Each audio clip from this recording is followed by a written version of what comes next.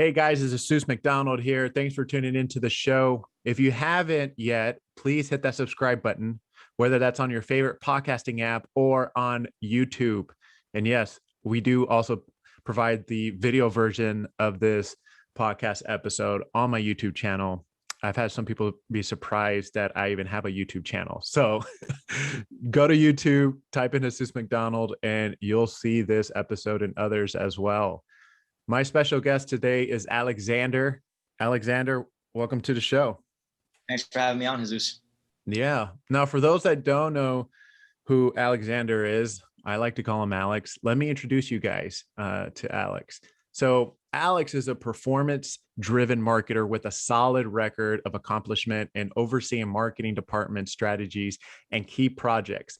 Alex considers himself to have always been in the marketing world, including his odd jobs growing up, but started his professional advertising career at VaynerMedia as a media buyer and analyst, later going to lead and head the digital and social projects at JetFuel Studio as the director of strategy, and is now currently running and operating his own independent digital advertising shop in Miami. With experience in managing all stages of campaigns, deepening partnerships, and boosting sales with creative and proactive approaches, Alex's expertise includes organic content strategy, paid media ads, community management, and strategic storytelling, content development. As mentioned, Alex's independent digital advertising company is called Advocacy and specializes in digital channels across social media, search, connected TV, and anything pretty much digital. Alex, thanks again for joining the show. And let me know if I chopped up anything in your bio. Nah, everything sounded great. Again, thanks for having me on. Actually was a viewer of the show, I think before we even connected. So nice to be on. Thanks for having me.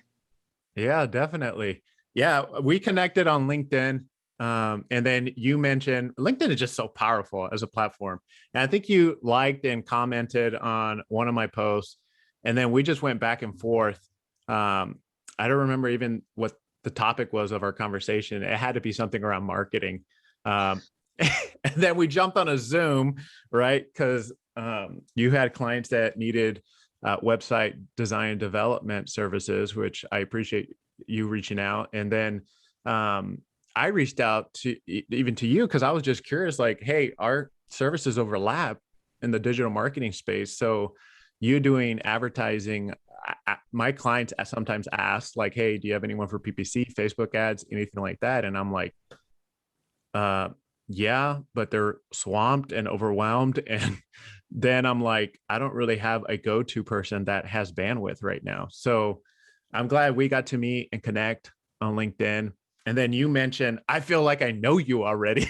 He's like, you're like, I've been watching you on LinkedIn. You're in my feed, you and Sam Moss. And I just remember that. I was chuckling so much.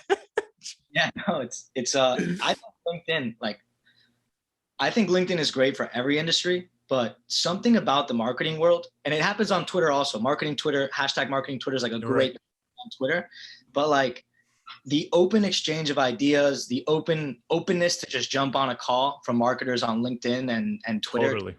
Like, I think we're like the most connected industry group on any one of these social platforms. Besides, of course, if you're in finance and you're on Wall Street Bets and Reddit, then that's a whole different community. Right. I think marketers run LinkedIn and Twitter. I think we have a very strong community. It's awesome to have those relationships come to fruition like we're doing right now. Yeah. So which platform are you on more, Twitter or LinkedIn? So on Twitter, I'm more of a voyager, I would say. It's more like just content consumption. On LinkedIn, I'd say is where I'm spending the vast majority of my time engaging in dialogue, producing my own content as well. Twitter is just good to just kind of get feedback from people. Also constant just connections, like someone will just put out like, hey, looking for this. And if I can plug a friend and help a connection and help both of these relationships foster, then I'm always just talk to this person, send them a DM. Yeah. Which I think is the beauty of the community. Yeah, I'm on LinkedIn probably more than Twitter. I sometimes forget that there's Twitter. I'm like, oh shoot. People are sending me their screenshot on LinkedIn about their Twitter handle. I gotta say, LinkedIn, there's a lot of Twitter repurposed content on LinkedIn, Yeah, screenshots. yeah, yeah. Hint, hint. Go follow me on Twitter, guys. Exactly. Now let's dive right into the question. What inspired you to choose a career in marketing? And also add in there what inspired you to become an entrepreneur, right? Yeah, totally. So I guess growing up, I was always raised with the idea, or not the idea, just like the actual work, like the lifestyle of having to work, right? Like just Nice. even in high school, right? Pre-high school, like having to work. So I've worked a few odd jobs. I've worked in a warehouse right here in Doral, Florida, moving heavy goods and driving a forklift. Nice. I also do door-to-door knife sales, which is an interesting way to get someone to say, "Yeah, get off my lawn." When you're just carrying a briefcase with knives, and you're like, "Are you in?" You can't say no. And then also just being a camp counselor, summer camps here in Miami, working at the beaches and the bays, helping with water sports. And then also I worked at a sleepaway summer camp as well. Um, so in that, right, like all of those steps, I think sales is involved, a lot of teamwork in the warehouse and a lot of communication needed in a warehouse to make sure logistics are being well, first in, last out, all those procedures are being followed, no damages on the goods. I've had my fair share of an accidental forklift that pops a whole container of shampoo, Head and Shoulders. So Wow. I've been there, made my mistakes. And then camp counselor, right? Like, how do you control a bunch of 8-year-old boys who are going through their child development, and there's going to be bullies, there's going to be picking on each other, there's going to be foul words, foul play, right? And how do you talk as an 8-year-old and say, bring them together, let's Right. create community management in the bunk, right? How do we make sure everyone's getting along? And how do you speak, right, in that first grade language to really convey a message that a kid could understand?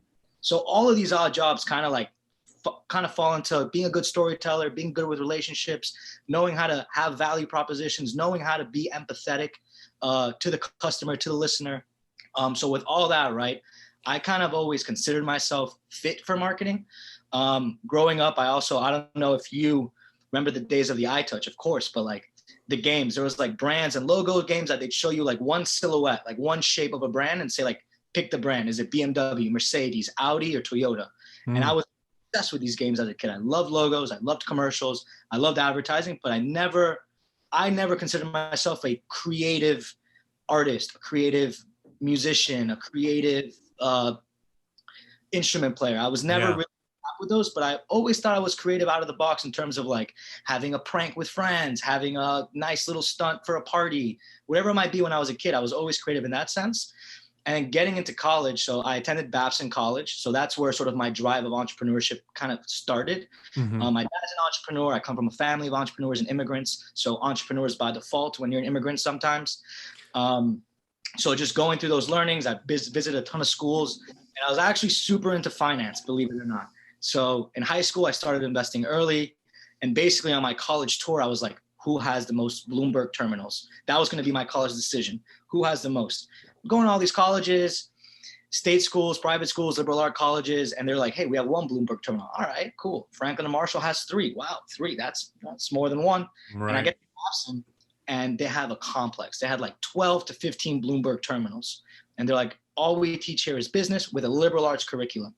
And I was like, entrepreneurship is breeding at Babson. It's always regarded as the top entrepreneurship program. They had 2 digits of Bloomberg terminals that were accessible by students all day. I was like, this is amazing. I want to go into finance. So that's where my journey started. And just over the curriculum, talking to alumni, talking to seniors in college as they were progressing, I realized it wasn't the work-life balance I was looking for. I wasn't looking to sacrifice my life, 6 years at a bank, to then enjoy life at a point where relationships were broken. So I started to take other courses amongst the liberal arts curriculum, and I found a passion in my media studies courses, always had a passion for marketing, but I was dealing with a stigma, to be completely frank and Yeah. honest, right? And specifically the stigma around my finance, consulting, and accounting friends, that marketing is the joke major. There's no transferable skills. You're just in seminar classes all day talking about what could be done with the branding, what should be the product and placement and price. But there was no actual skill of like, well, let's create a pricing index. How are we going to come up with our price? Hmm. Or, yeah, we should repivot this winery to switch its labels on the bottles to reflect X, Y, and Z, but no measurement of what is the cost to do that. And is there a measurable ROI on this? So none of that was happening. So I experienced an outdated marketing curriculum. I wanted to be aligned with it. I had the stigma from my friends telling me that it was a joke. And sort of I realized, all right, maybe I got to go into sales. So I started a sales and marketing role. From there, I saw more of what a marketing gear looks like at an actual organization that considers it a priority. Mm-hmm. From there, I went to Ameriprise Financial to help them as a consultant with their capturing of the millennial market with their wealth management program.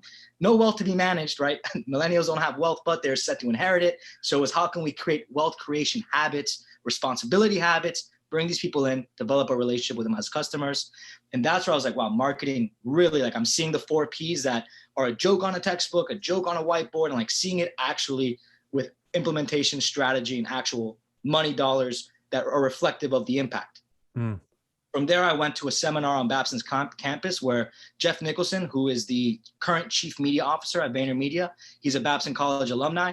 So I went to the panel, went straight up to him and said, hey, listen, I keep gravitating towards marketing, but my brain, for some reason, the stigma, my society around me is telling me I need a transferable skill, and I'm not getting anything in my marketing courses. Like, what is the right path I should take to get into this type of a relationship? Yeah. And he just let me know, like, hey, VaynerMedia is a thing. Media buying is a thing.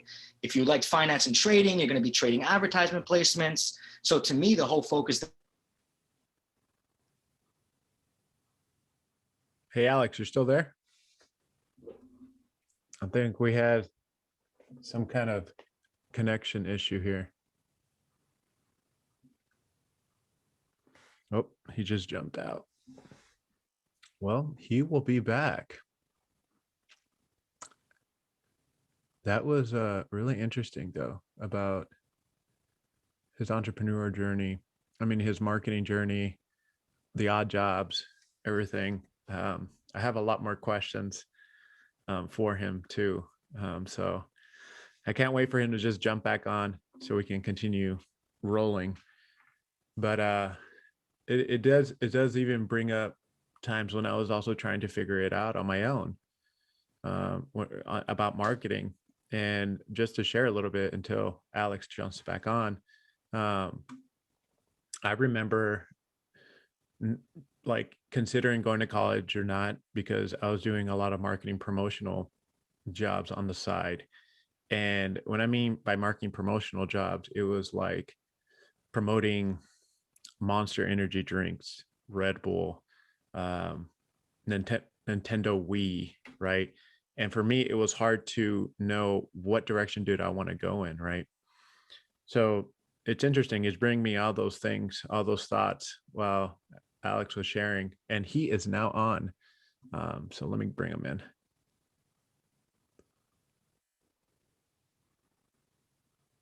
Hey, hey. That was strange. That was really strange. You like froze for a little bit. I continued talking. I continued. I saw you frozen for a bit. And I was like, I'm just going to keep going with it. Yeah. I'm like, everything, my internet connection, Wi-Fi, everything's good on my end. I was like, I don't know what happened. Maybe it's just technology that failed us. Maybe it's just 2021 doesn't stop causing issues. Yeah, but no, it was good because it was making me think about, when I was like in college and I was trying to figure it out, or even before college, like, what the heck do I want to do? And I was doing marketing promotions, is what I was sharing with while you're jumping back on. And I remember doing like promotional marketing, like for Monster energy drink, Red Bull, Nintendo Wii, all these things. And I'm like, the arrow keeps pointing towards marketing, right? Not sales. I had some sales. My stepdad was a entrepreneur, but for me, it was more like everything kept pointing to marketing. It was exciting. It was creative. And, it just reminded me of all that while you were sharing. I was like, that's true. I didn't really know what I wanted to do when I was younger. Yeah. And my realization through just all those summer jobs, internships, part-time work, it was just whatever it is in the education in the classroom and the actual higher education process. And then when you step into the actual real world, you get to see like, all right, what is the gear that is pushing the business forward? And to me, the gear that was pushing everything was marketing, right? Whether people were seeing it as the most valuable department or not, it was the one that was pushing the envelope, right? And both of us, right? But I felt like there was genuinely a unique opportunity, specifically with digital media and digital advertising, that there was sort of this gold rush opportunity, right? And that's why I decided to go to Vayner, right? I was like, all right, I want to go to the shop that is being the disruptor in the industry. I want to get their best practices. I want their training. Because there was just an opportunity where I saw like, all right, like we're in this paradigm shift of mediums, like how people consume content, how people are communicating. And I just thought like, hey, there's going to be an opportunity here for growth, for experience, for more responsibility, for more accountability on my task, objectives, responsibilities, however you want to call it. And just I as an entrepreneur, I kind of gravitate towards challenge. I gravitate towards risk. And it was before you said you met this guy at VaynerMedia, right? This was like on college campus? Yeah. So it must have been when I got cut, but yeah, Jeff Nicholson, who's the chief media officer at VaynerMedia in New York, he's a Babson College alum. So while I was on campus, there was a panel about advertising marketing. So I wanted to go to it. And I basically just opened up to it. And I was like, hey, I have this passion. I have this interest. I'm dealing with these stigmas, but I have no transferable skills. Like, what is the place in marketing of today that I could have a transferable skill that can add value to my employer, add value to other organizations? And what do you say? Media buying, basically. He was like, listen, you have an interest in finance. You just don't like the work-life balance. You're good with numbers. I wasn't intimidated, right? Like Excel, I'm okay with statistic modeling. I was okay with it in college. Yeah. I think some marketers fall into like afraid of math category where like they're just uncomfortable with numbers. So I was already comfortable with numbers and basically said like, you can trade advertisement placements to find the most underpriced value for your customer. So the thing that I love telling students today, or just anybody who is not a student, never pursued higher education, just trying to find a pivot, is you don't have to go to college for today's digital marketing world. Like, get the course on Facebook. Facebook teaches you themselves. Google is teaching you. LinkedIn is teaching you. There's all these certifications. Go and get them. Then if you want to interview for an agency, like you have the certifications, like those 3 months of training that they need to invest in your knowledge base, you're already bringing it. You'll have maybe a few weeks of just onboarding just to make sure everything checks out. We'll do a case study, but these skills are easy to achieve if you just put in the work and go through the courses themselves. So that was really my first introduction to media buying, having a transferable skill. And while I don't work at VaynerMedia today, and I left just 6-7 months into the role, I am forever grateful to VaynerMedia. Really taught me the best I could, taught me the philosophy of understanding everything, of how the ad marketplace works, how audiences work, how creative optimizations are done, placement optimizations are done. And, you know, it's almost when you're in it enough, it seems common sense. And the way they were able to explain it really had an impact on me, because now I'm essentially using the same philosophy, same wording when I'm speaking to other people about it. And it's just being able to hear it from somebody and unpack it in such a way. Love the training I was able to get there. Yeah. And that's great, because it kind of just segues into the next question, which is, you worked for VaynerMedia, which is a global creative and media agency. You worked there as a media analyst and buyer. What did you learn there that helped you with running your business now? And you might have already touched a little bit on it, but is there anything else that was like, wow, if it wasn't for VaynerMedia, I wouldn't know how to do that or be where I'm at right now? Yeah, really, I think what they taught me is, one, like, to not always, and I'm not saying this in a malicious way, but to not always trust the platform, right? A lot of times these platforms, and they have reps, and being able to work out of VaynerMedia, you're getting top tier access to a Google, Twitter, Snapchat, Facebook rep, LinkedIn rep. You're getting top access. They're coming to the offices every 2 weeks to meet with your team, figure out what the solutions are. And a lot of times it's incredibly valuable, but also understanding that these people's roles is to sell, right? So if they're pushing a certain placement, it's probably because that placement is not having a lot of activity right now. That's why there's a salesperson pushing you to use that placement. So that's something I learned, to just be cautious of the platforms, and not in the reps are malicious, but there's a lot of right now of just like set it and forget it mentality and philosophy in the media buying world, right? Like, let me put this on Facebook's CBO, campaign budget optimizer. let me just run it. The AI is going to do itself. And the AI will do really well for you. But the AI is also interested in the overall business's organization's bottom line. Right. So to understand that you can't always trust a platform. The second thing that I knew prior to getting there, but really executing on campaigns and seeing the structures and the philosophy of the buying team is, before it used to be, tune on to Channel 4 radio and everyone heard the same message. And then it moved to TV. We're like, all right, we have cable, we got a few options, but if you and I tune into ESPN, we're going to see the same show with the same advertisement at the end of the day. And it was the idea of, this is the new TV, right? Everyone's screen is their new TV. And a lot of people talk about it in the marketing and advertising and media world of like showing diversity. Like stuff resonates with individuals when you could speak to them on a level that connects, but also when they could see themselves in whatever the storyline is that the advertisement is showcasing, right? So it was really seeing like, all right, like we worked with a client that was based off science fiction, but we didn't only just tap into sci-fi fans and use sci-fi lingo. It was, all right, even though we have this one article that we're trying to drive traffic to for whatever reasons the client wants, right, not to reveal them, but how can we use different copy lines to speak to women and men that are both fans of sci-fi, right? How can we speak to different people in different regions based off the cultural relevance of the content, message, communication, asset itself? So this over-focusedness and this over-hyperness on targeting, but not to say like, oh, targeting is the end-all be-all, because I think creative is king. Like if you have good creative, if your targeting is a little weak, like it's going to rise because it's that creative. So the approach of everyone has their own device, speak to them on their own time, and also just the ability of not spreading yourself too thin. A lot of times brands will be like, hey, there's Facebook, there's Instagram, there's Twitter, there's Snapchat, there's YouTube, there's Google. Like I want a little bit of everything and let's see what works. And you can try a little bit of everything, but if you spread your budget thin, you're not going to be able to see the compounding results of your efforts. So there, I really understood the value of testing, right? Creative testing, audience testing, placement testing, but being responsible with the budget allotted to say, all right, we're going to spend 10 to 20% on testing.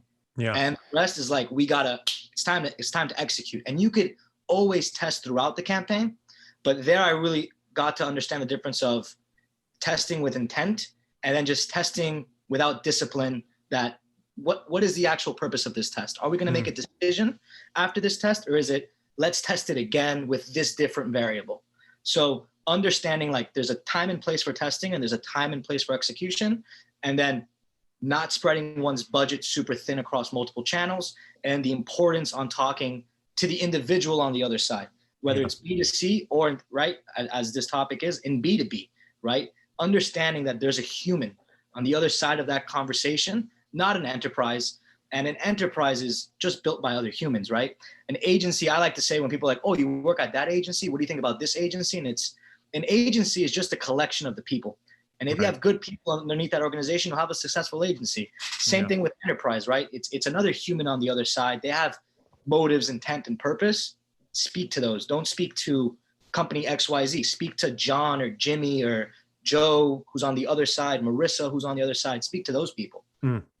Now with, that's really good. With campaigns, what have you seen, even in the B2B space, be the most effective when it comes to creative or even with messaging?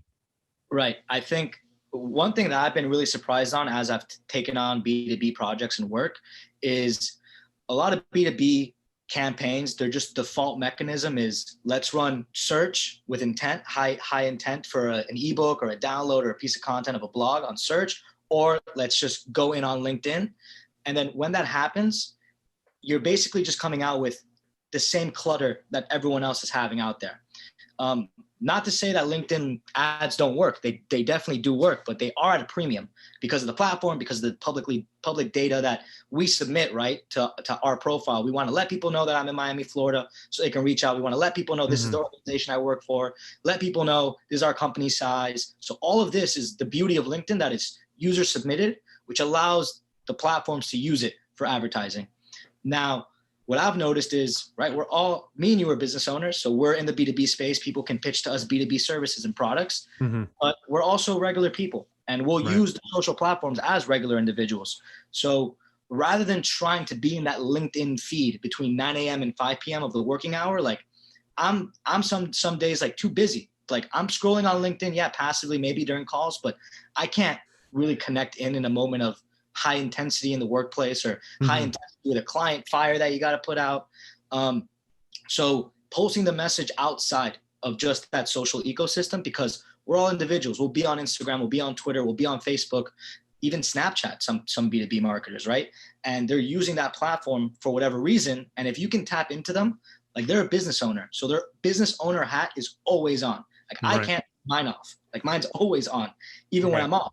So tapping into that is what I've realized has been highly successful, and tapping into it with creative that take risk, right? Like I'm working right now for a law client that's B2B. And a lot of times that's like a testimonial of a lawyer, or like video or text-based with like sort of 5-star review. This is how amazing this thing helped me grow my law firm. And what we're doing now is like, hey, let's just have blog content that speaks to the mindset of the B2B law firms that you're trying to attract, right? Like there's an issue with urgency, right? Like let's post blog and content that talk about urgency about being a business owner. Let's talk about the mind shift, right? Of being a lawyer, practicing lawyer. You went to law school, you've been a practicing lawyer, but you're managing a firm, right? There needs to be a set of like, now you got to apply business values, right? So let's create content that showcases why some lawyers struggle when they go independent, right? Not selling anything, just provide value, right? And get them into the funnel, essentially. That's getting them into the funnel. Yeah. It's said a bunch, right? But like the goal of an ad shouldn't be to convert. It should be to get them to click. And then your landing page and website needs to get them to convert. Like the ad can't get them to convert if whatever it's driving to doesn't resonate. So let's find a way to hit high intent individuals, people who resonate with the same values, core messaging, get them to click, get them to engage, right? And then setting up a rule that says retarget people with a frequency of 2 web page visits, right? Because that then shows they read the blog and then they tapped on something else to keep the discovery path going. And then on that, then follow up with, now hit them up with a lead gen of a gated ebook, right? To then get their name, get their email, get their phone number, flow that into an SDR, right? Where they can handle the communication outside. And that's the way you're going to get the warmest leads, specifically when it comes to B2B. Is ebooks really that effective? I was wondering about that, because to me, I thought they were always dated, and to me, and I don't know, maybe because I'm a digital marketing expert by nature. If I was like, I'm not going to give you my information because I know what's going to follow. So for me, I'm like, is that really? To me, I see it as gated content, right? It's you give me your info, then I send you the free stuff, right? I mean, HubSpot does it like, I felt like maybe they've changed it, but I felt like every blog I read, I was like, one more free. It was like, I'm always reading the teasers, right? I'm reading the first page on the magazine, right? It was like Britney Spears gained 50 pounds. I'm like, dang, what'd she eat, right? And then it's like, well, you got to see page 58 to know. By the way, I need your email address. And it's like, what the heck? No, get this off me. Yeah, no, so that's definitely an annoyance right there. I agree with you there, but I feel like that's an issue of like a quasi paywall, right? To get you into a publisher. I think ebooks as a first touch point, it's tough, right? Especially if your organization, enterprise, or brand doesn't have trust or awareness. So building the trust. Right. So build the trust through the free value content that's publicly available on the website. But then again, the ebook, like I've been in ebooks, right? I've seen them. I've tried to tap into them as a marketer. Yeah, we've done it all. Yeah, just for my own knowledge of, all right, let me see what this guy's preaching, but at the same time, let me see how it's designed. Let me see how this funnel works. I want to just integrate myself as a passive or a surprise mystery shopper just going through. And I think the key to having a good ebook is having good content on your ebook. If someone gives you their email and your ebook is common sense 1, common sense 2, common sense 3, with no actionable next steps of what someone can do, then you're totally rubbing them the wrong way. They're like, dude, I gave you my email and it was no value. And I know now that my inbox is going to have a drip sequence email from you. So totally hurting your brand. Now, like your first impression was terrible. But if the ebook can actually have tactics, strategies that allow someone to explore and take actions on their own without still selling, right? Like, here, these are the growth strategies. Like, execute them on your own if you want. Right. We can help you with them, but if you think you can run them on your own, like, go for it. So you're saying high intent strategy, copy is key, not just for the ad, but for everything that follows the ad all the way to the website, and then building trust with your audience, right? It's humans speaking to humans, and don't sell. I mean, your copy will sell itself.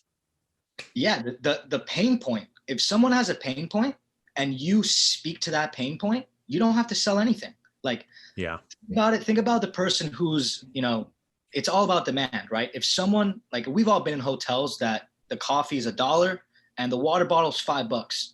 And the water bottle's $5 because the hotel knows that if you're really, really thirsty, you're going to pay the $5 for the water bottle, regardless if coffee's $1. You're not even, you might be upset about having to pay the $5, but if there's a pain point and there's a solution, like, they will jump on their own to the solution. Right. It's all about, like, did you resonate? Were you clear? Were you articulating? Is there an easy call to action to follow here? A system of steps. So absolutely, if copy, messaging, targeting is there, and trust above all, right? Because the next step is them having to open their checkbook or wallet or credit card. So you better have some form of trust where they're, like, already seeing you.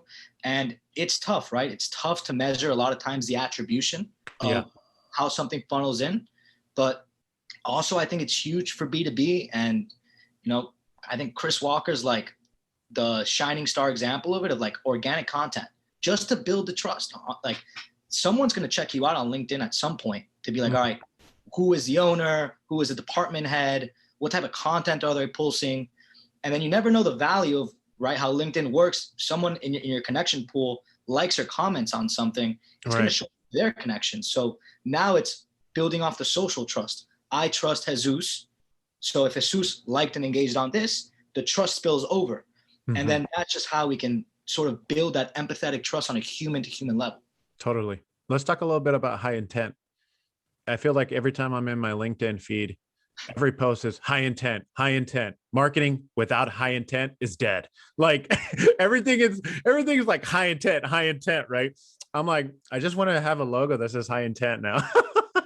But what has been a great high intent strategy, right? I know a lot of demand gen professionals use this high intent word, right? But what has probably the most out of all the marketing professionals, what has been the best flow?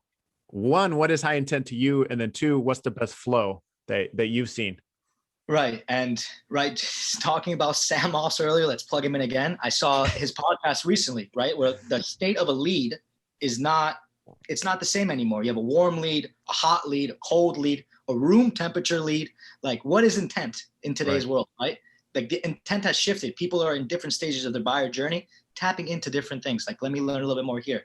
To me, high intent is if the user is visiting with already understanding, like, he or she already know that they have an issue they need to solve. Whether they're ready to solve it or not, if they know that they have the issue to solve, your messaging can persuade them. So they need to be aware of the solution, or aware that they have an existing pain point, and the solution will answer them.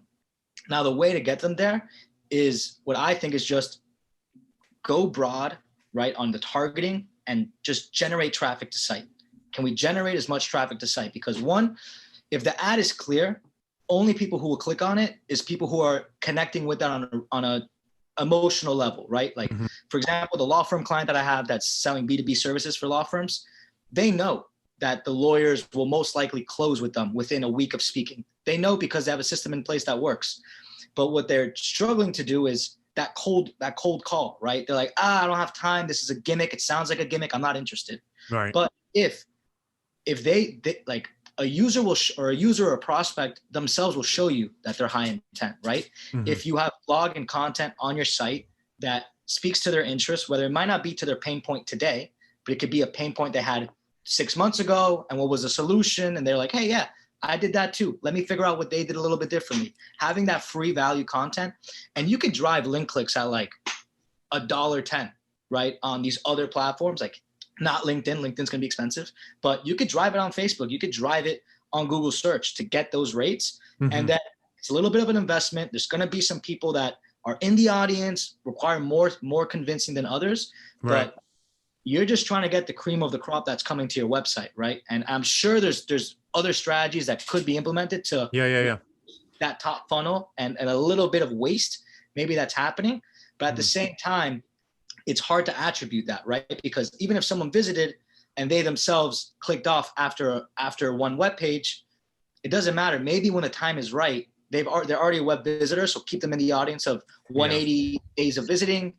Then just include them as your soft outreach, right? Yeah. And always have good. an identifier with them. Like always having an identifier with those users, right? Like, is it time spent on site? Is it the day they visited? Is it email or is it phone number? Having one identifier of like how you're recording them at a minimum. You can have a few, but all right, let's bucket them into this category, because what I see with a lot of marketing department leads is that they'll have their list and they're just abusing the list, like choking it, punching it, sending people email sequences that they haven't opened an email in they haven't opened your last 7 months. They blocked them and spammed them already. They have no idea. And it's like, listen, they're just not ready. Take them out. Take them out. Cycle them in next month again. See if they click again. But there's nothing worse than forcing a horse to water and the horse is not thirsty, because you're wasting time, you're wasting energy, you're wasting resources, and you're killing a relationship that could be a lovely relationship in 2-3 months time. They're just not ready. Right. And the patience thing is huge for marketing people, especially when they have their boss, which is a CEO or CMO, just breathing down their necks. And then they're like, all right, got to pump out more email marketing. It's like, no. That's not the solution. So you make a great point there. What is a good identifier that you've enjoyed seeing? Like, you mentioned website visits, how long they're on the website for, clicks, phone calls. What has been the best one for you to measure?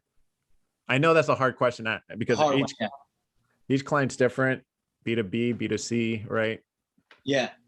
I mean, if it's B2C and if it's a B2B move too, but this requires just this requires a commitment from the marketing department and CMO and CEO of these organizations to have a commitment to organic. But organic engagement is a great one, right? Like who engaged in content in the last 30 days, right? And exclude your existing list and exclude your existing customers to tap into them, right? Like, these are people who are now spending time organically on your content. Right. They want to come in. But yeah, I mean, website frequency for me is huge. Like, how many times did they visit the website? How many tabs were they on at the website? Dwell time also huge. I want the top 10% of time spent on site. These individuals, high intent individuals. So engagement, web visitors, and then, I mean, it's almost like the obvious answer, but those that fill out the ebook and actually have the exchange of data per value, right? Those are people who are actually looking to solve a problem. Yeah. But it's tough. It's tough to get a good click-through rate on one of those as your first touch point. So it's getting the flow through the different stages. Something that I use for not just this law firm client, but a bunch of them is through play campaigns on social, right? Like, let's play a video that speaks on an emotional, functional reason to believe, a functional reason to believe, and then a quote, like just a quote, like it could either be a quote from the video, it could be a quote from Ayn Rand, right? Like something just social, something that speaks to a human, like, that quote speaks to me, and have them click through, right? And using that mechanism of pulsing different messages, that to me is like, when they click through it, we have a higher click-through rate. We'll get somewhere between 3 to 4% on the click-through rate there on social, which is amazing. And then from there, it's all right. Now those people, let's send them to the ebook. Let's see if they're ready to download it, to give us the exchange. Right. But it's all inbound. Yeah. Yeah. I know with the ads, automatically by default, best practices, landing page, right? Would there ever be a scenario that you see it be a website instead of a landing page? Or just, no, that's bad practice. For prospecting, or just, you're saying just recurring, like not just when someone is like just. Yeah, for like prospecting, like you're trying to get more leads in the pipeline. Yeah, then I would go landing page over like website, like structure, just because you don't want the other visitors that are existing customers, previous customers that are exiting their deal, right? You don't want to get that data confused with your landing page data. So if it's just like a tab on your website, someone could accidentally navigate into it, and now your pool starts to get larger without that being the intent or the structure behind it. So if you can keep dated on a landing page, I think that's stronger. It also just helps, right, with the ad markets. Like a lot of times you see people saying like, use the UTM, like on Facebook's ads manager, like set up your UTMs. It's like Facebook misses like 40 to 50% of those UTMs. So like, why use the UTM? Like use the landing page, like use the landing page link. Like you don't need a UTM because you know you can have a landing page that's built for social, a landing page that's built for email. Like you don't need the UTM. Of course, there's a bunch of efficiencies with UTM. I'm not trying to talk UTMs down, but there is inefficiencies in the ad marketplace where UTMs are not fully being captured. So it's like a waste of time if the structure you're going to leverage doesn't allow for that efficiency. That makes sense. How we are on time? I know we're a little over. We might have to do a part 2. I'm happy to keep going over if you want. You want to keep going over? Good. Yeah. I made extra time for this because I knew I was going to have a lot of questions. And this is really good because, as you know, our audience are B2B marketing professionals. And this is a lot of great nuggets to just really learn and grow. Let's talk a little bit about landing pages. So for me, when I think of an ideal landing page, I think, obviously the headline, subtitle, and then an image on the left, short form on the right, some copy, a paragraph or two, and then a client testimonial, and call it a day. Is there anything that you would change based on what I said? I didn't hear call to action. Other than a short form, submit. Okay. There's no call to action on the landing page. That's the first thing you should put on your landing page. But yeah, I think social proof is important. I think valuable content is important, but above all, it's like someone clicked, right? Like your ad got them to click to come here. Like make it as easy as possible for someone to do the action you want them to do, right? Like I think I've heard it with you and Sam Moss going back each other on one of your recent episodes where it's like, if a third grader can't figure it out, right? Or like if they can't follow the process of what's going on, then that's lost. So I think aside from having all of those, I think one that's really strong is that case studies. I think anyone that works in the business world, the word case study like lights a fire in their mind. We're like, all right, this is a case study of proof, actual results, measurable. What's the investment? What's the outcome? What was the strategy? Right. And that also it creates, right, a need on the team or the organization or brand to put out a case study and make sure that their clients are okay with a case study being out there. But most clients, I've realized when I ask them like, hey, do you mind if I publish a case study about you? They're like, go for it. Like brag to everybody how great we've done. I think a lot of people are hesitant to use their clients as references. Why? I just think they're scared. Scared of what? Losing the client? Rocking the boat? Yeah, just rocking the boat like that. You're right. Like let's say agency account manager and then brand manager, right? The brand manager now has to go to his superior to get that request. Like, right. Like, all right, we fill out an agreement that you're not going to share anything without our consent. So let's figure out the consent. And then there you start to run into, okay, the case study is going to be published. Like the brand marketer might think, is everything that's going to be on the case study like good, right? Like how efficient are we on the case study versus like what you've been telling us for whatever that now I need to like, there's going to be published to go to my superior. And just also just rocking the boat in the sense of like, hey, we're going to do this case study. And I don't think the clients would say no. I just think on the side that needs to publish the case study, there's a fear for some reason, a fear to ask. And a lot of times I'll see case studies that exist on a pitch deck, exist on a creds deck, but they don't exist on a website. And I'm like, this is a beautiful case study that you just presented to me in an office. I want to download it. I want to see, like, if you have it on the website, I'm going to come back to your website just to see it. Let me download it. Let me forward it to other people in my team to say, check this out, right? Make it as public as possible. It's interesting because, I see a lot of CEOs that are just fearful of just doing it. And it's like, what are you fearful about? Like, you're actually doing more damage by believing and living by your fear. Like everyone in the marketing department is on board with it. You're just the only one that's like not letting this plane just take off. Right. Yeah. And really you're promoting your client So heck yeah, they're going to say yes.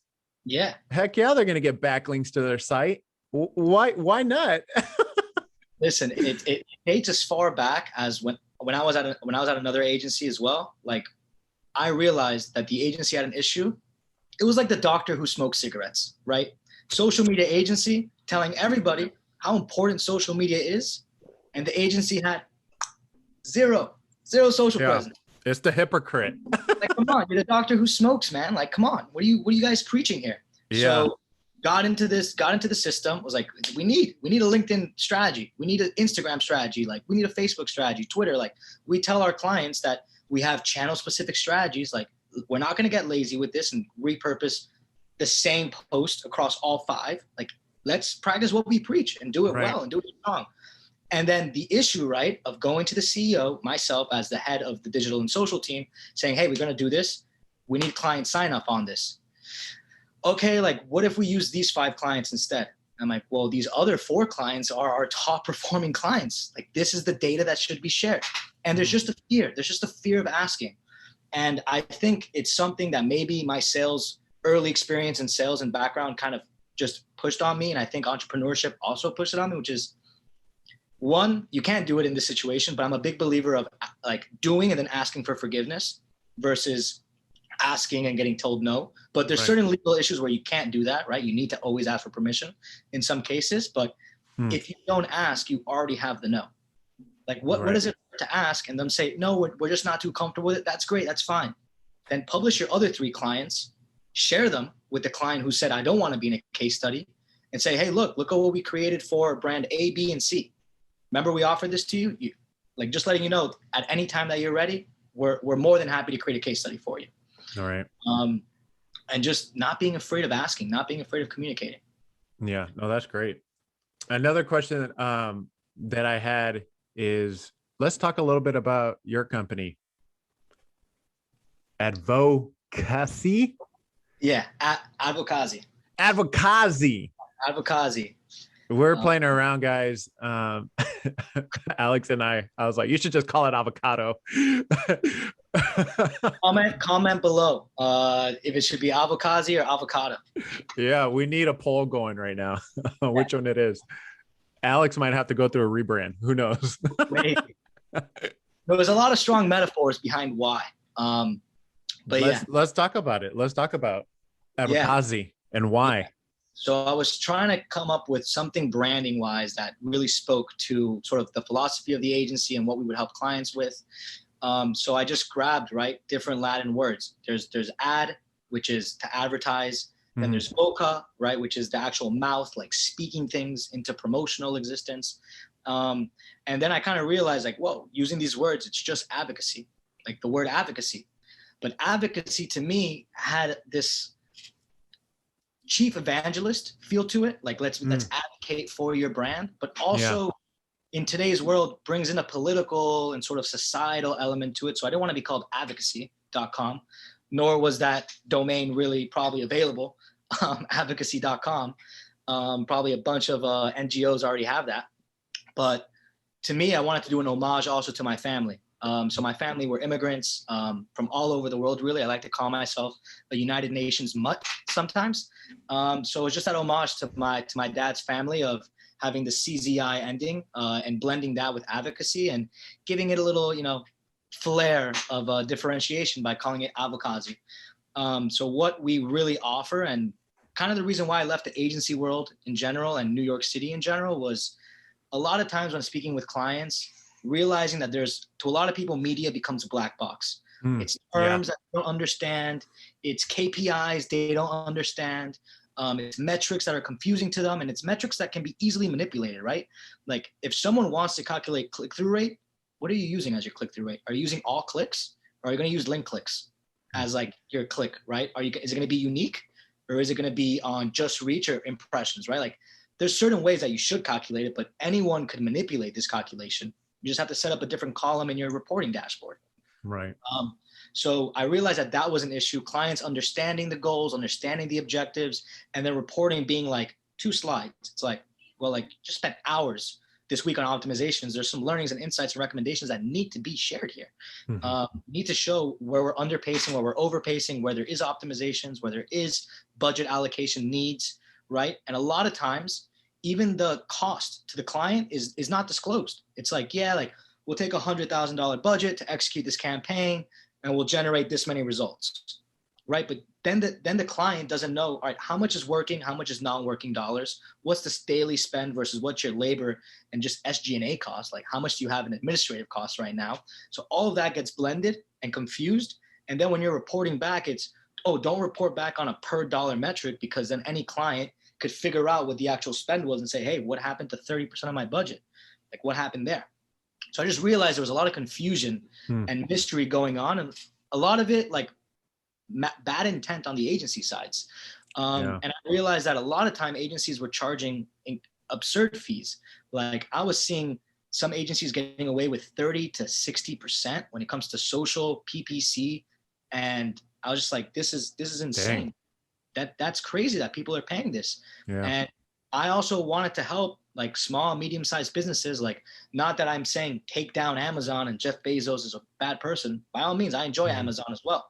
But I wanted to kind of help people, you know, set up, all right, you can still survive as a small shop, as a mom and pop shop, as a startup, as a small to medium-sized business. You're not going to get eaten up as long as you just create a digital footprint and a digital ecosystem for you. So being able to empower those people, like they don't have an entrance into the market because they can't pay those high agency fees. And then they're going to either work with somebody from the neighborhood or someone online or someone posting a video with a Lamborghini, right? And they're going to get burnt. And they're going to get burnt, and they're going to have regret, and they're going to have resentment against the industry about the next digital marketer who outreaches to them. So I realized like there needs to be a transparentness to this, right? Because what I love about it is Facebook, Google, LinkedIn, they're super transparent with me. I know my reach, I know my impressions, I know my cost, I know how much I'm spacing. They tell me everything. Why can't I be honest and tell everyone else everything at a rate that allows everyone to come in? So something unique that I took from my learnings in the agency world is one, complete transparency, right? And giving the customer the choice on the billing model, right? Do you want to go on a percentage of spend, right? You could. If a client wants to do that, they have a high ticket item and they don't want to do a revenue share, they can go off a spend. But I always offer them that we could do a revenue share based off the performance of the digital campaign. I don't want revenue of your other purchases that do not come from digital advertising, just on the digital advertising one.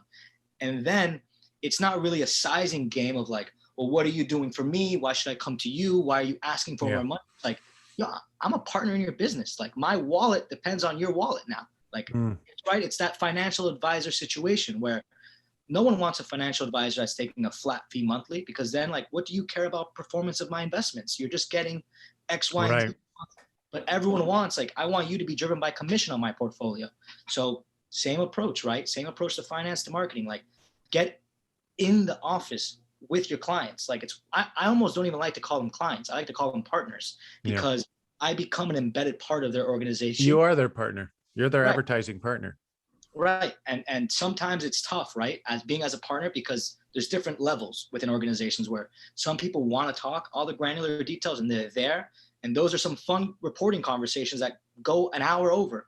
You're like, well, I cannot believe we talked that much about this audience segmentation. That was awesome. And you get insights from your partner client. And that's like great. Like I wouldn't have thought about it that way. Being able to have that open dialogue just allows everybody to do better. Right. And also just being transparent, like, hey, you're going to spend $1,000 this week. 150 will cover maintenance. Like the rest is being implemented, right? And I'll even offer to put their credit cards on the payment plan, right? Like, do you want to get business points from this? Like, we're going to be spending. I could put my credit card, but I'm happy to give it to you, and I'm not going to finance it. Like, gain the rewards, right? Like being honest with these individuals to show that there's a little bit more value about having your ads running. And I like that they can work directly with you in regards to, because what I was thinking about is what separates your company, Avocazi, compared to other advertising agencies. And a lot of times it's just give me the credit card, let's put it on file and everything like that. And then, by the way, here's an invoice that's going to be 100K or whatever it is, right? But it's just a lot when just in the advertising space, especially in the B2B, like on a monthly basis. Yeah, it just racks up. And a lot of times customers or partners, right, they just don't know what they're paying for. And they're confused as heck. And they're just like, I guess I just have to trust you. And I'm like, wow, that's the worst feeling for them to be in. Yeah. Yeah. Going blind completely. So I appreciate you sharing a little bit about that. I want to talk. Yeah, go ahead. Yeah. Just one more point about it. Like, I think what I do that's unique, and it's what you do too, right? Which is like, a lot of agencies will plant their flag and have this massive umbrella. Like, we offer all of these solutions, right? Right. And what that actually, you go to organizational structure and you're like, you have 10 employees. Like, how do you have videographers, editors, photographers, graphic designers, art, like a head of art creative, an associate head of art, right. a media buyer, a media supervisor, an account manager, a junior? Like, where's the organizational structure? Right. And they'll just say, hey, this is going to cost X amount. Slap a 40% margin on it. We'll freelance everything. We'll outsource everything.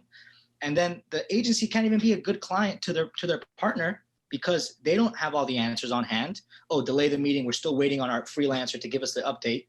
When I'm like, hey, I'm paid media. I'm digital ads. That's what I do. If there's a need for something else, right? How we've spoken in the past of, hey, like, I need a website design. Like, Jesus is a great partner to work with. Like, there's no need to take on this outside role that's just going to dilute the quality and the actual hand-to-hand touch on the work itself.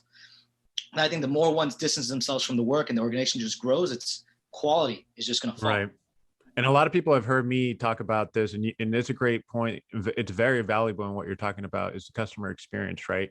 That is the main reason why I even started. People are like, what's your why? What's your why? Right. And they're trying to dig to get into my why. Right. Yeah. And I said, honestly, I've been a digital marketer for a long time. I worked on the other side of the court where I am a client to the agency, and I've been treated like crap.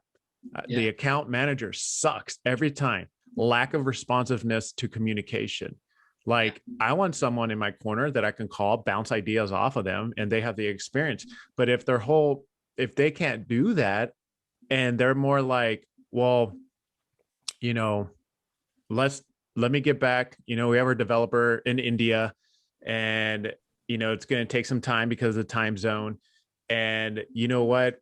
Let's do it for 2 weeks out. I'm like, 2 weeks out? Like, we're over here making changes like on the fly, like at least 24 hours, 72 hours. Wow, that's so I didn't feel valued. Right.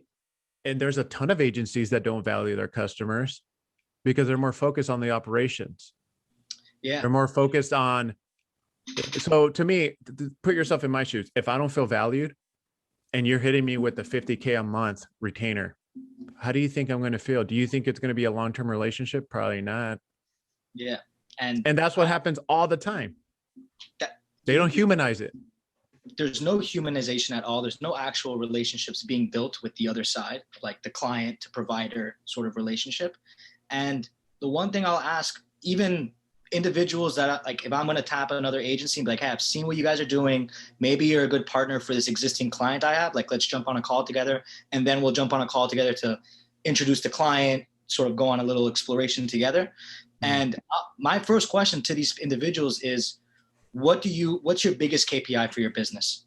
And normally they'll say revenue or profit. That's our KPI, profit and revenue. And I'll literally ask them this question: what's your client retention rate? Like, sure you do 100,000 month over month. That's great. But like, are you just constantly bringing in new people into your pipeline and then they're fading out after 2 months because they're paying the $50K and not being happy with it? And then you just got to keep hunting like these low hanging fruits that will accept you. Right. So I'll ask people, I'm like, what's your client retention? Like, how long do clients normally work with you? And if the answer is, we've been working with our clients in perpetuity, or normally our projects last 10 months and then we'll do a wrap up, like, that's at least an answer, right? Right. But there I can gauge an individual. They go, well, sometimes the clients aren't the best clients. It's like, well, that's just an excuse. Like there are bad clients. Right. I've had some poor client experiences, but most of the time, like, it's just communication with a client. That's all a client really wants, is like to feel trusted, to feel empowered, and to be able to not feel alone in the sense of, hey, I need to make this call. Like, can I get this answer from you? Right. And be able to not deliver it in over 2 weeks. Yeah. And for us, it's from the top down. I make sure that top priority is the customer. no matter what. I come from customer service. I have been the client to the agency, as I mentioned. Now I'm the agency to the client. So for me, I'm like, this is my why. All right. Yeah. They're like, well, the client's this and this is this, or this is the bad customer, this and that. I was like, I don't care how bad they are. They are my boss. Yeah. They pay the bills. I was about to say, they sign your check. So yeah. So at the end of the day, you know, I mean, I'm not like the customer's always right, because I know that's not true, but I'm not that kind of mentality. But I am more like, no, you're going to get legit customer experience. You're not going to go more than 5 business days without hearing from someone. Heck no. That's disrespectful to you. Yeah. Yeah. So for me, I'm like, that's from top down all the way to my team. Yeah. I was like, and if it literally is going to take you some time and we're looking at the next week to get time with the customer, you pull me in. Like, that's the mentality and the culture that we're creating over here. So I love everything that you're sharing, because it's exactly in line with our values. Yeah. I feel like we have them because we've been in that world, right? Like, we've experienced it 100%. And we see the need. And there's nothing worse than like knowing that you have the response for the customer, and then just because of protocol, ego, culture, it's not translated on time. Right. That should be a blog we should write about. Literally. I was reading one of the LinkedIn posts from Dave Gearhart, and he was mentioning founders need, or maybe CEOs, I think it was founders, need to be writing more on LinkedIn or posting daily on LinkedIn, right? And there's a lot of people that are founders that are fearful about posting at all. Forget daily. They post, we're hiring. If you guys want, here's the link. They don't even know that LinkedIn hates it when you post a link. Put the link in the comments, guys. But it's interesting though, because I'm like, you talked about, hey, there's a need, just like the hotel and the water. I'm thirsty. Here's the water, right? So you can totally post about that in advertising. Literally, this just created an idea for me to talk about the frustrations of people having to get a hold of their account manager. Yeah. And what differentiates Alex and Avocazi. Yeah, I'll answer your phone calls. There you go. Seriously. Now, let's talk a little bit about Facebook. So you're the second person, and maybe I don't talk to enough people, but you're the second person that's talked about Facebook advertising is great for B2B. When you told me that, I was like, I use Facebook for family and friends, and I don't even click on the ads. And maybe because I'm a marketer, I know not to click on the ads. So I'm like, you're the second person that's told me this.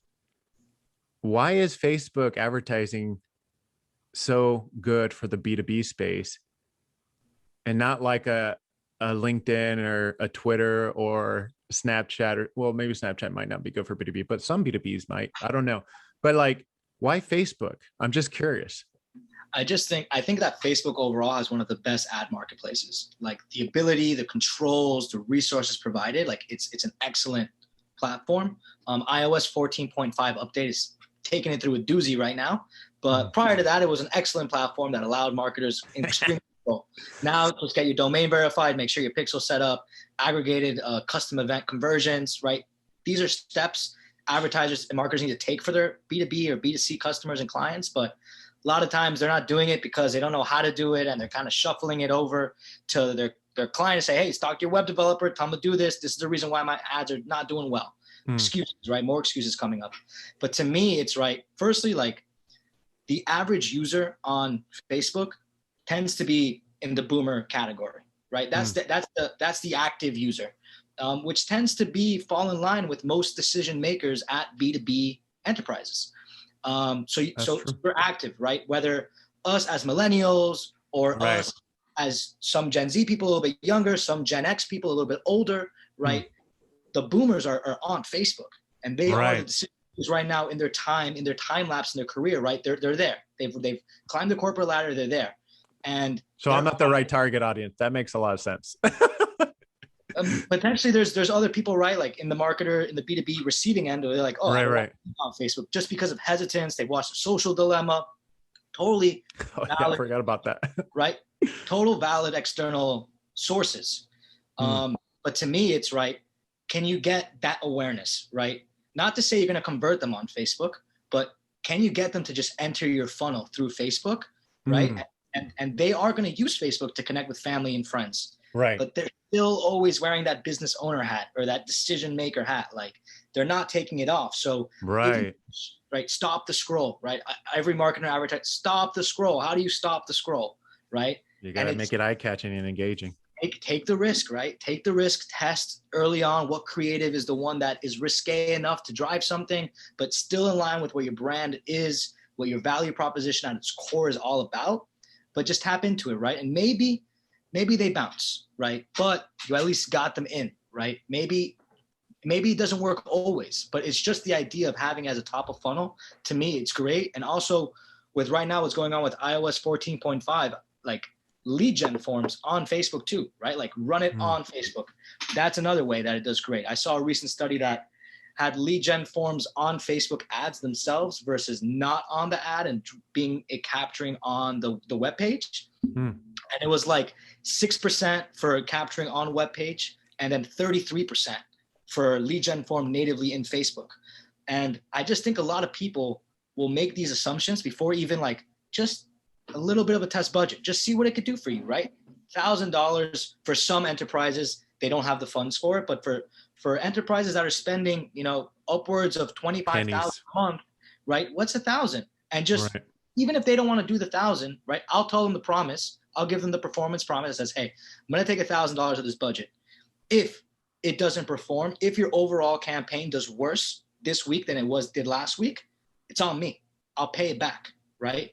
Wow. But I know it's going to do well enough, and I also know that with the $24,000 in spend, there can be more efficiencies, more optimizations tweaked on that to make it feel like it's 25, and the extra 1,000 is like, all right, aggressive creative testing, like what are we getting from, what are we not getting from, and giving that back to the client. I think if a client hears, listen, I'm willing to gamble this risk with you, because they're just hearing from marketers, test, spend more money on production, spend more money on your ad budget. They're just seeing like, I don't want to spend the money. But if you're like, hey, I'll do the shoot and I won't charge you until that asset proves that it's going to do well. Like what client's not going to want to partner like that, where they're like, hey, my money's on the line just as much as yours. Right. I want to show you that this is going to work. Who's your ideal client, Alex? So it kind of falls into two buckets, right? It's one, I love the clients that know what they want, know what they need, and they know they don't understand total the how. That's why they're tapping in, a vendor of some type of relationship to execute for them, but that they know, right? They know like, hey, I need this amount to come into these are my KPIs, these are my objectives. I need this X, this Y, this is my marketing budget. Take it and run with it, right? Those are great clients because they're in line with the ecosystem. They're in line with the process. They're already familiar with it. And that's great. But sometimes that can be not the ideal client when their goals and objectives are an outdated structure, right? They need, so something other than knowing what you want. And I do this when I talk with prospective clients, prospective partners.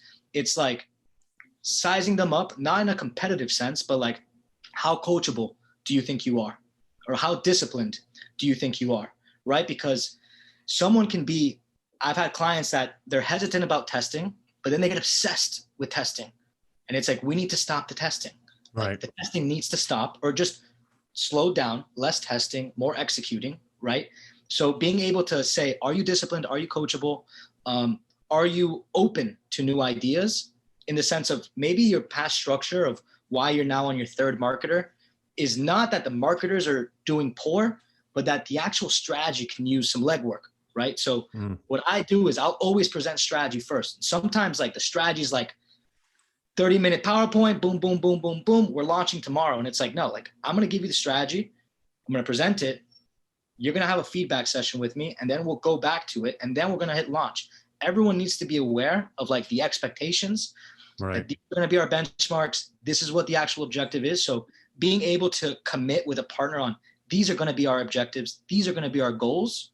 And then keeping them in mind of like, these are the goals and objectives. If we want to do this, we need to create another campaign, because sometimes you have clients that they want this, and that, and it's fine. We could try to achieve this, that, and that, but not in one campaign, right? Let's set up another campaign, or what is the value of that versus this, right? Or asking them as individuals, right? Because in B2B, it's very much like organization, but trying to get into that human level of, well, why do you need this marketing strategy? They'll be like, well, because we need sales. It's like, well, why do you need sales? Right? Like trying to figure out like, what is that individual's motivation? And it might be like, listen, I'm in like, sometimes they'll be frankly open. Like, listen, I'm in line for promotion. And if I crush this quota, like I'm going to get the promotion. And it's like, all right, like I'm going to help you get your promotion. And I've done that for a past client, right? That a wine brand client that 8 months into our agreement, they got promoted and they went to another brand. And I have to say, like, it's the best feeling in the world when a client tells you like, I got promoted and it's thanks to your work that I got promoted. And then they'll leave, right? They'll still stay within the portfolio of the parent company, but they've gone to another brand, another organization amongst it, a little micro organization. And then as soon as a new person comes in, they're already your best advocate. Like you're going to love Alexander. Alexander does great, this and that, whatever. And being able to understand, like, my job is to fulfill any goal need that you need, right? And sometimes that can become annoying in the client servicing world where like you have to live and die for clients, and it's not for everybody, but you actually do need to live for your clients. Like they are the ones that keep your lights on, make sure you have meals at night, make sure that your Wi-Fi is working. Like if you can't take a call at 8 p.m. for them, regardless of time zone differences, whatever it might be, at least respond with a follow-up of I'm busy at the moment. I can make time to in 15. Does it work for you? Right? Like you need to be flexible, and those are your biggest advocates. And even if a campaign is not going to plan, but they feel trust, empathetic that you are in the bullpen with them on it, they're not going to write you off to their superior and say like, oh, terrible agency. They're going to say, we're going through some pain points. Hey, here's documented over the last 2 weeks what we've been seeing on trends. And it's tough, man. We as an organization don't really understand our target demo yet, right? Like not putting it on the relationship, but on what are the resources that were available at hand to launch this? Maybe the resources weren't there. What's a resource that we're looking for? Like what's a resource that we're lacking? And you mentioned there was 2 buckets. What would be the second bucket? The second bucket would be a client that doesn't know what they want, but is malleable, is coachable, understands that this is a learning curve. And I think a lot of times, like I'll get outreach from clients that they see like the scaling videos. Like I want to scale my ad spend from 1,000 a day to 5,000.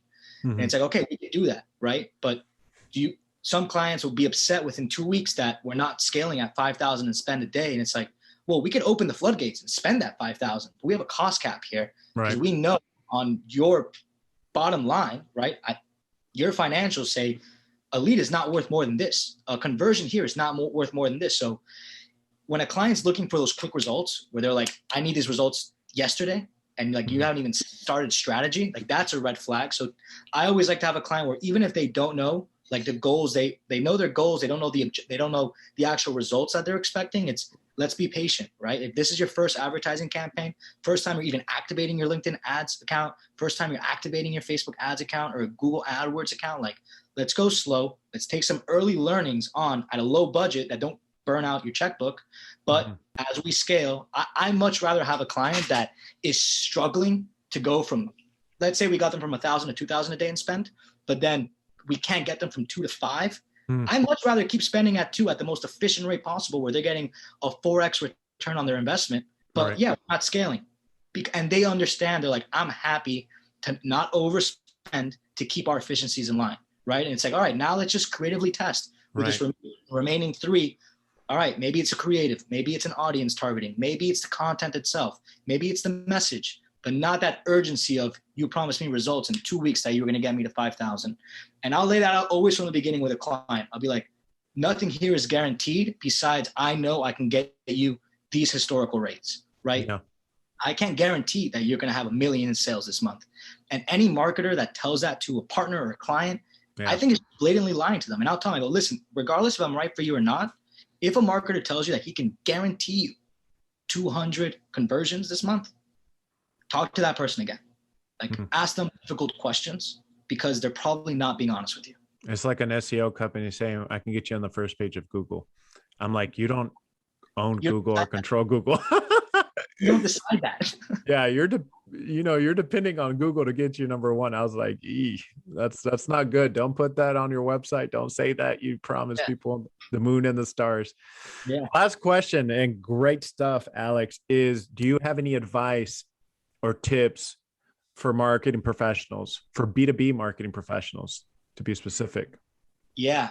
Advice for myself and I guess other B2B advertisers is learn the process of other people, right? Like I've learned the website process. I'm still learning the website process because that's something you need to be well versed in. Learn not only the web process, but the production, right? You're going to be utilizing these content, these assets. What's the value of them? To understand from a customer, like you spend $20,000 on a shoot, but you have only $5,000 in promotion. Like you spent more money on the content, not on the actual outreach. So there's some disconnect here. Maybe we should even these balances or try to go extremely cost effective on your shoot. You don't need that much content. We just need good quality content, and let's spend more money on getting more word out there, right? So it's understanding how these other ecosystems work, amongst of which we're just a gear in the engine of the car, right? So getting familiar with the other services that are out there to create those partnerships. But more so for B2B people, I think it's understanding a bit more about digital marketing and advertising, because a lot of times there's a lot of these fake people out there. A lot of time, I don't want to call them scammers, but they just don't know what they're talking about, and then it burns somebody. So the more research someone can do on what's happening, I think the better. And then above all, I think it's get risky with it, right? Like test the waters, not to the point that you're going to challenge your brand identity, but test the waters on a placement that would work for you, right? Like maybe Reddit would work for some financial B2B people where you have financial industry workers in that Reddit space, right? It's not a super synergy, but like test it. What if something happens? Or get into branded content, get into a partnership, test these waters. And it's okay to not use your brand colors all the time, right? Like if you're always blue, like maybe tap into another color for the creative, or maybe don't be so egotistical with your brand that your brand has to be the first touch point. Speak to a pain point, then introduce brand. That way, when the brand's introduced, there's like the urgent, like who made this? Who made this? I want to know who made this. Right. Versus like, another Salesforce ebook. Another ebook. Yeah. No, that's great. That's all good stuff. I appreciate you. I appreciate your time, Alex. I know we just ran out of time. We went a little bit over, but this was valuable content that you provided, and I learned a lot too. And I definitely had questions that were not scripted, and you did a great job answering those things. But thanks again for joining the show. And it's happy to just continue to talk. We can literally talk all day about marketing and advertising, right? Yeah, we should get a Twitch stream going and just go 24 hours. But honestly, thank you for inviting me on. Thank you for making the time to make it happen, keeping the time to go a little bit over to just get this dialogue going, because it was such a nice conversation to have. And I hope it, applies to something in your audience and they can listen to it and ask more questions. And, I look forward to our continued conversations. And I know when we first spoke, we said, we should have pressed the record button. So I'm always the record button with you now. Oh, one last question actually is, how can they get in contact with you? Yeah. So anyone can get in contact with me directly through LinkedIn, just Alexander Ferenczi, Ferenczi. Not a lot of us out there, very unique last name, so it should be a quick find. Also, anyone can visit advocacy.com, advocaczi.com. But I'm mostly active on LinkedIn, Twitter. Emails are open. So if anyone wants to reach out, they can expect a response within 24 hours from me. Awesome, man. Well, you have a great rest of the day, and thanks again for joining. You too. Thank you for having me on, and absolutely can't wait to keep the conversation going.